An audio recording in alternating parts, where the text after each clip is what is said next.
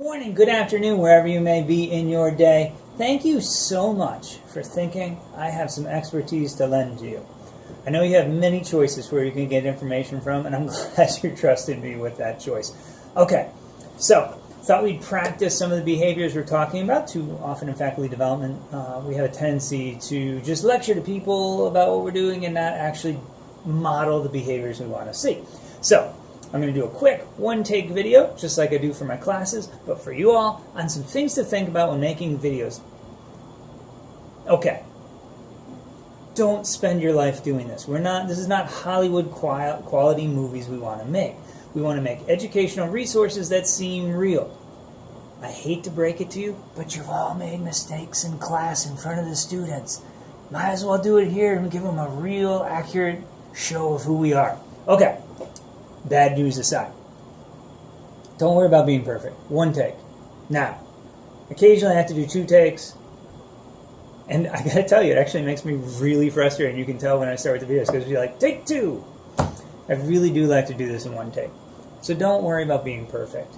And it's going to take some time to get used to being in front of the camera. It's going to take some time to keep your energy up, to project your voice, to talk like there's really people in front of you, as opposed to an empty chair that's right there, a wall that's there, and nothing going on.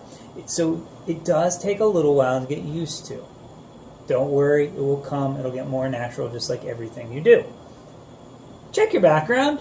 Make sure you don't have random toys. I mean, unless you want to. I mean, I'm okay with people knowing I'm a bit of a nerd, dork, whatever you would like to call me, and I like Doctor Who. And here's Clara, and the 12th Doctor, if you're also a Doctor Who nerd. But think about what's in the background. Now, I've covered up, there's a little Christmas tree still out from the holiday in the back of the room. So you do have to think about these things. What's in the back room? What could people actually see? Including if you're on your computer, looking at tabs and other things that might be open, and making sure there's not things you would want to just be out in the public sector.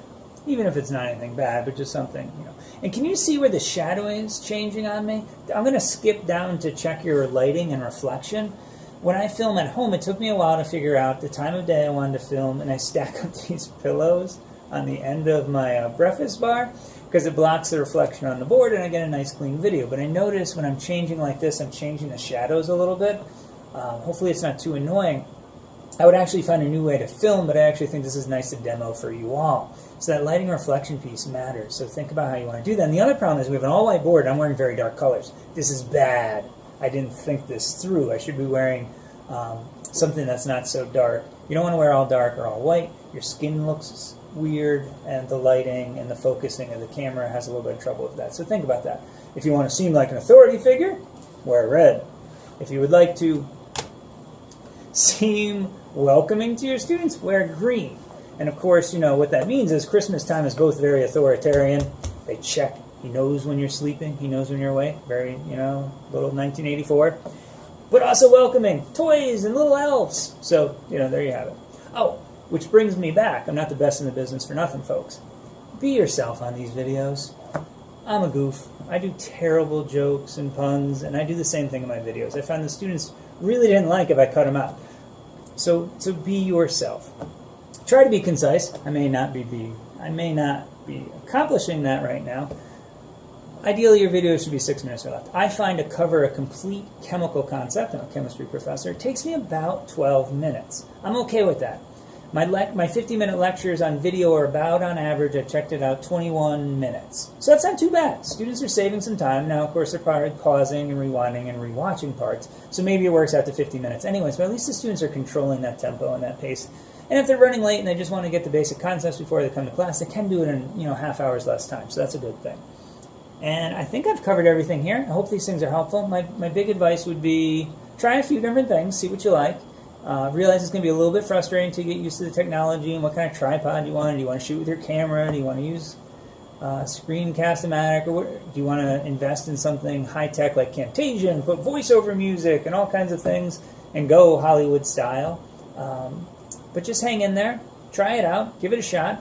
Year one, I made tons and tons of mistakes. And, it showed in the student feedback and it showed in my grades. And year two, I did much better, and actually all of those problems were gone.